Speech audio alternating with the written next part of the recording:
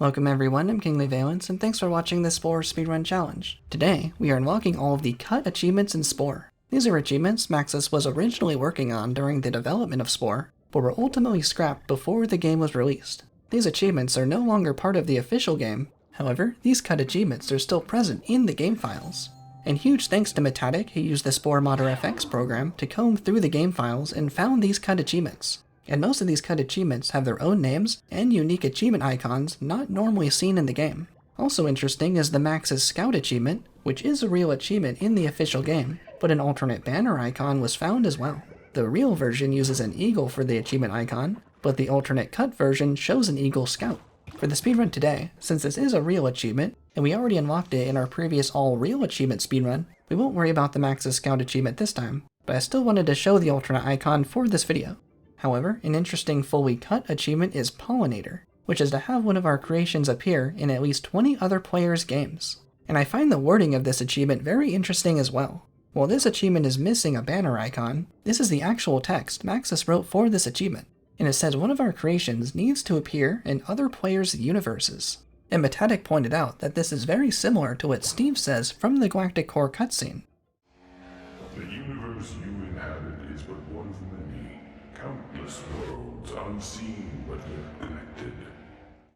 Which could imply that Spore is actually a multiverse, since everyone's game uses the same galaxy, with the same stars, and with the Grox present every time. And that the Sporepedia is the bridge that connects these different universes together, allowing creations to flow across these different dimensions. Your creative efforts have not gone unnoticed. Indeed, they have spilled into these other unseen worlds, just as your world is being enriched by them. But hey, that's just from the Pollinator achievement. But also for this speedrun, since the Pollinator achievement would have required us to be online to unlock it, we aren't going to worry about this achievement today, as we'll just focus on what we can unlock offline under our control, same as our previous all-achievement speedrun. But I also wanted to show this cut achievement for the video as well, because I think it's pretty interesting. But that gives us 14 cut achievements that we will be unlocking for this run.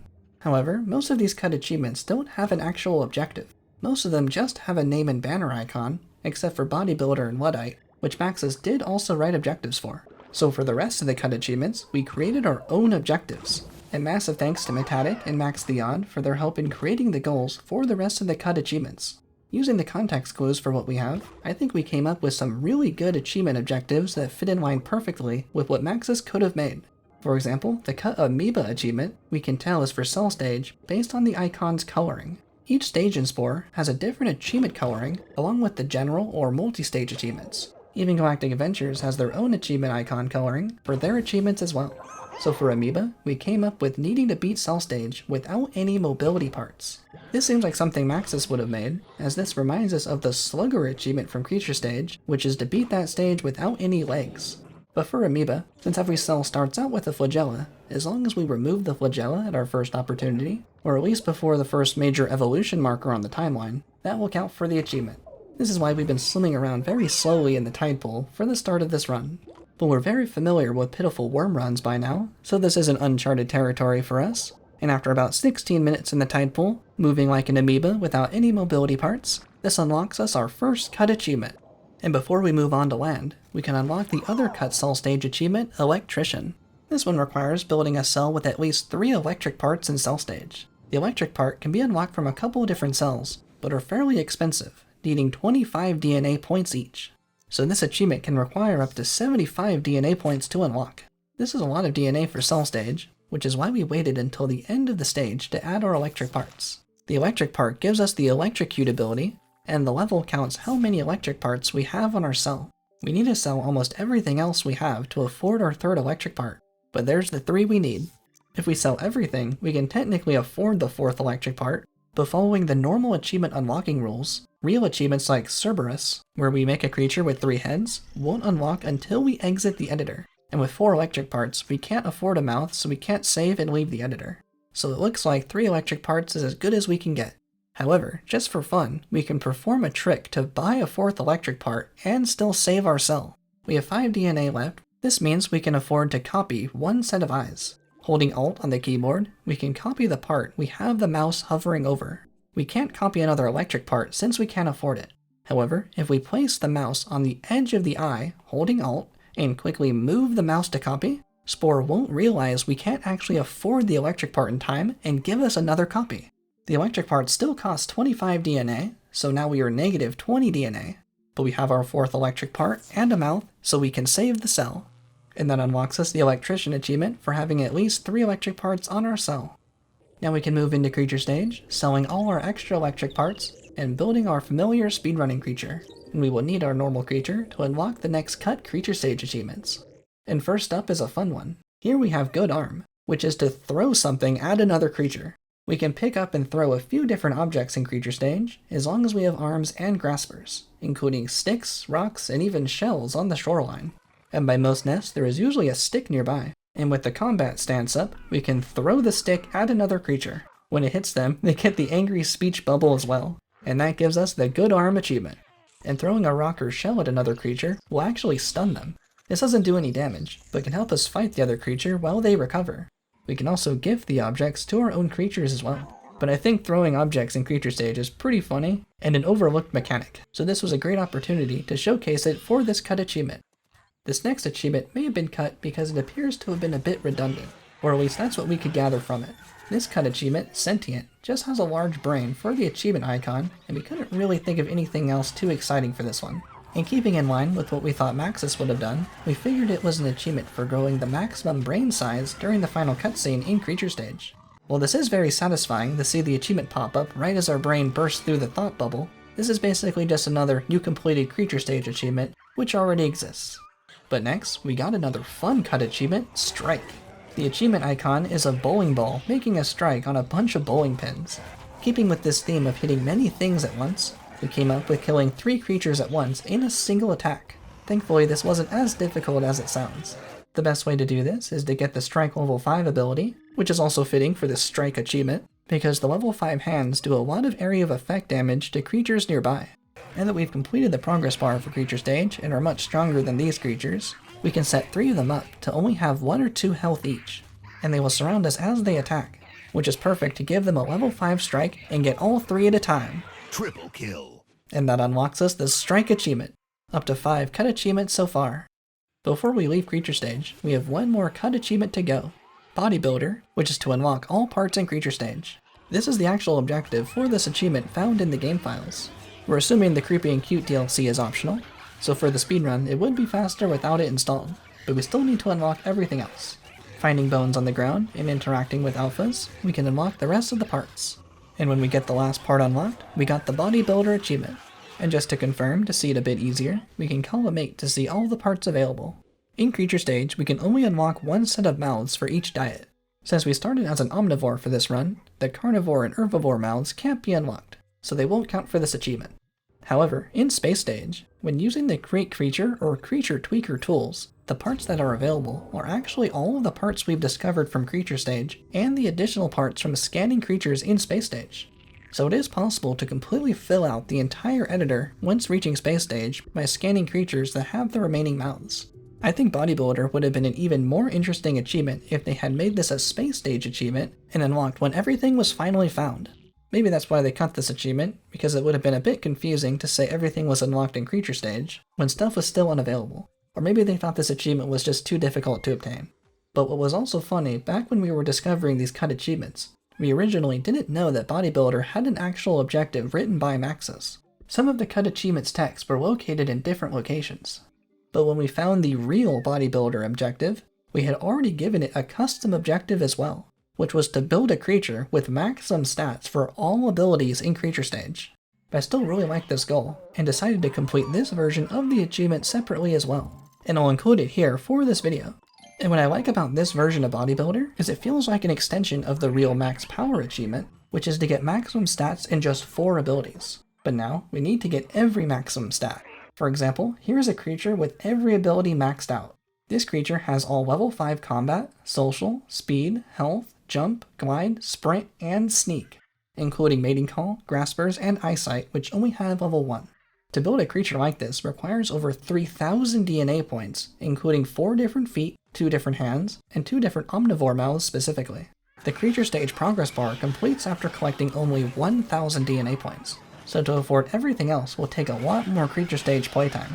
And after filling the progress bar in creature stage, most nests are worth a lot less DNA because we are much higher level than them, so getting another 2,000 DNA points will take extra long.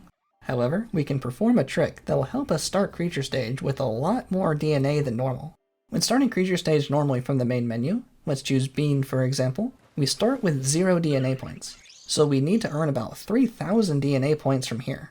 However, we can sell whatever we bring into creature stage with us. Bean doesn't have too much to start with, but if we make a custom creature, we can use the entire starting budget of 145 DNA. No matter how much of the starting budget we use here, we always get reset back to 0 when starting creature stage from the main menu, so we have to use it or lose it. However, remember the trick from the electrician achievement where we could get extra parts we couldn't afford? Being in negative DNA also gets reset back to 0 when we start creature stage as well. So we can go as negative as possible and keep putting on parts until we reach the complexity limit, which will end up being hundreds of extra DNA on our creature. The electric part is actually worth the most DNA for the least amount of complexity, so the electric part will allow us to store the most DNA on our creature. First we put on as many parts as we can afford, then use the same trick to copy something we can't afford. We can buy another eye for 5 DNA, but instead copy the entire leg for 115 DNA. We are now negative 110 DNA, since it actually still charges us for the leg and everything on it. However, if we now save this creature, we can drag and drop the saved PNG back into the game, and that will also reset our DNA total back to 0. We can repeat this process until we max out the complexity meter with as many electric parts as possible. Now moving into creature stage with our DNA overloaded creature, and calling a mate and selling off all of our excess parts, we built a creature storing over 900 DNA. Nearly a third of the way there for free. And from here, unlocking most of the parts again, and thankfully, fighting high-level creatures were still worth a lot of DNA to extinct, we got our 3,000 DNA, and in about 48 minutes, made our maximum stat creature, unlocking us our alternate bodybuilder achievement. Moving into tribal stage, and some of these cut achievements will need us to complete tribal stage multiple times. But thankfully, there are a couple achievements we can unlock on our first tribal playthrough, including Farmer, which is to farm 100 food worth in eggs for this cut achievement. I also like this cut achievement objective, as this expands on the real domestic bliss achievement, as Farmer now harvests the eggs the creatures laid for us. Thankfully the eggs continue to pile up in the pen, so after working a bit through tribal stage, there was plenty for our tribe members to collect, and after 100 food points and eggs, unlocks us the Farmer achievement. Next, in keeping with the maximum stat theme, we have Fashionista. Going by the achievement icon, it looks like we need a lot of tribal gear on from the editor. So this achievement will be for our tribe members to have maximum tribal stats possible, along with needing to use at least one piece from each category. So we need at least one helmet, shoulder pad, backpack, and everything else. We unlock more tribal gear as we ally or destroy other tribes, just like unlocking additional instruments and weapons. We're able to unlock all the tribal gear with level 5 stats, including Gathering, Combat, Social, and Defense, giving us the Fashionista achievement. For this tribal stage, we were combat focused, which helps us with 2 other tribal stage achievements, but these will take multiple rounds of tribal stage. First is Generous, which is to give 20 total gifts to other tribes.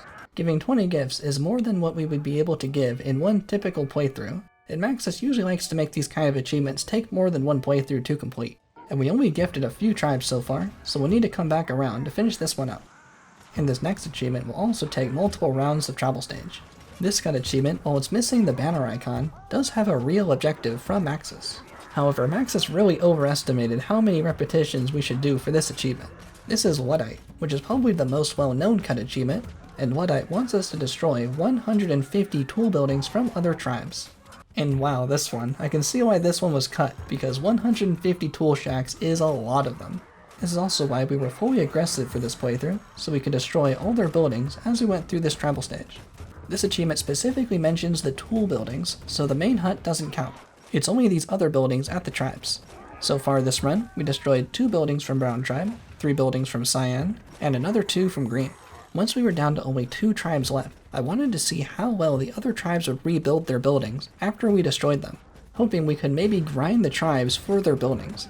Pink Tribe had 4 buildings to add to our total, then we presented them with a gift for no hard feelings, and moved on to Lavender Tribe. Lavender is the largest rival tribe with 12 tribe members, and they also have 6 tool buildings. Same idea, take down their 6 buildings, leave an apology gift, and now we can head back to Pink Tribe, who actually rebuilt their 4 tool shacks. This is looking like it may actually work. Take down Pink's 4 buildings again, and back to Lavender, who only have 4 buildings rebuilt at this point, but that's fine. Take those out, and again head back to Pink. Now they haven't rebuilt at all yet. They are so low on food themselves, it will take them far too long to rebuild again. At this point, it's likely resetting Tribal Stage will be faster to destroy more tool shacks. But so far, our tool shack total from the other tribes went 2 from Brown, then 3, 2, 4, 6, another 4 from Pink, and another 4 from Lavender a second time. Wait, that's only 25 tool huts out of 150? That took us 40 minutes to get us 6 of the way there. Well, we were doing some other achievements like Farmer and Fashionista, so maybe a more optimal run through Tribal Stage will get us there faster in our next playthroughs. But let's move into Civilization Stage to get the 1 cut achievement for this stage. Thankfully, being aggressive through Tribal Stage will give us the Gadget Bomb in Civilization Stage, which we will need for the 1 cut Civilization Stage achievement, Merciless. When coming up with the custom objectives, there were a lot of good ideas that we wanted to use, and I wanted to incorporate as many ideas as possible into these achievements. So this achievement will have 2 goals. We must destroy each an epic and a tribe with a nuke in Civilization Stage. These can be 2 separate nukes, but bonus points if you can hit them both with the same one. But the only nuke we can direct where we want it to go is the Gadget Bomb. The ICBM only targets other cities, so we can't be sure we would hit an epic or tribe with that ability. The Gadget Bomb unlocks after holding 4 cities, and costs 16,000 Spore bucks each. We have it unlocked, and we have this poor tribe and epic in our sights. The epic is a bit too far away from the tribe, so we'll use a second one for the epic. But here we can start by sending a nuclear bomb at this tribe. And Crimson Village is no more. No trace left of them. The other cities are upset that we use nuclear weapons, but we'll take them over anyway. The Gadget Bomb takes 5 minutes to recharge, so might as well take the rest of the cities while we wait. And there's the epic again with our second Gadget Bomb loaded up. And it's an instant 1-shot kill on the epic, taking down the epic's 3,000 health no problem. And that completes our first run-through of Spore for the speedrun. There weren't any other cut space stage achievements that we could find, so that means back to Tribal Stage to finish up Generous and Luddite. However, there is one more cut Tribal Stage achievement that we can get as well that we missed last time. Tribal Stage has its own Giant Killer achievement. This achievement icon is very similar to the real Epic Fail achievement for Galactic Adventures. But for Giant Killer in the context of Tribal Stage means we get to take down another epic. Similar to the real Epic Killer achievement from Creature Stage, this now gives us 3 achievements to take down epics. The other tribes happened to take down all the epics before we could get to them last time, but this time we got to the epic much faster and took it down ourselves. And there's our Giant Killer achievement. Now we get to continue to gift the other tribes and take down their huts for the Generous and the Luddite achievements. Knowing how the real achievements typically work, I figure if Luddite was a real achievement, it would have been very likely to be cheesable and probably wouldn't even take that long. For example, if we cleared Lavender Tribe and left all 6 of their tool buildings with 1 health each and made a save, destroyed the buildings, then quit without saving, and destroyed the same 6 tool shacks again, I'm pretty confident that would have counted towards the achievement. However, since this achievement isn't actually tracked in the game, it didn't feel right for me to use a theoretical exploit like this, and I actually wanted to know about how long it would take to get this achievement legitimately as intended. So that's what we did, and it took a long time. But thankfully gifting Lavender here, we already got our goal of 20 total gifts for the Generous achievement. But seeing how long Luddite will take, maybe only 20 gifts was an underestimate of what Maxis would have done. Maxis probably would have made it like 100 gifts for this achievement. But that's fine, that means I can fully focus on Luddite and try to optimize destroying those buildings. Since we are only destroying buildings, that means we don't need to fully destroy every tribe, and we can leave Tribal Stage and start up a new one once we destroyed all the buildings available. Each run got up to around 25 tool shacks each, and if Luddite requires destroying 150 tool buildings, this should take us around 6 rounds of Tribal Stage. And the best run took about 30 minutes to complete, so best case, we should be able to get Luddite in about 3 hours. But realistically, with getting other achievements and some runs falling a bit short on the tool shacks, we had to do a little bit more on the 7th playthrough, and we spent more like 4 hours total in Tribal Stage. But we finally did it, destroying our 150th tool shack for the Luddite achievement. And that finally brings us to 12 out of 14 cut achievements. Only 2 more to go, and these fall under the general achievements, as they have the red achievement icons. First, we'll complete the Sporon cut achievement, which may have been cut because it sounds like Maxis is making fun of their own players. And at first, we thought this may have been an alternate achievement for playing Spore for a certain amount of time. kind of like the Spore Addict achievement, as this icon also looks a bit silly. But not wanting to make this a time-based achievement for our speedrun, we went with the insult route and made this to play Spore the wrong way. This achievement will have specific requirements on how to play through the first 4 stages in some incorrect way. For example, starting in cell stage, we need to make a cell with the mouth on the back of the cell. This is something we've also done in our Pitiful worm challenges, but why this is wrong is because Spore actually tells us in-game that putting the mouth on the back of the cell is wrong. When putting the mouth on the back of the cell in the editor, the game says the mouths work best on the front of the creation, so there is something in the game that's able to check mouth locations. And if we ignore this warning, this will be detected and work towards unlocking the Spore On achievement. Next in creature stage, we will do the opposite of what our creature is best equipped for. For example, if our combat parts have a higher level than our social parts, then we will be social in creature stage. Or if we have better social parts, then we will be fully aggressive, which is how we will complete creature stage for this run. Right at the start of creature stage, we have level 2 Sing, but only level 1 Bite, yet we will only fight the other creatures. And to really drive the point home, once we get a bit more DNA from these starting nests, each of our 4 social parts will be higher than each of our 4 combat levels.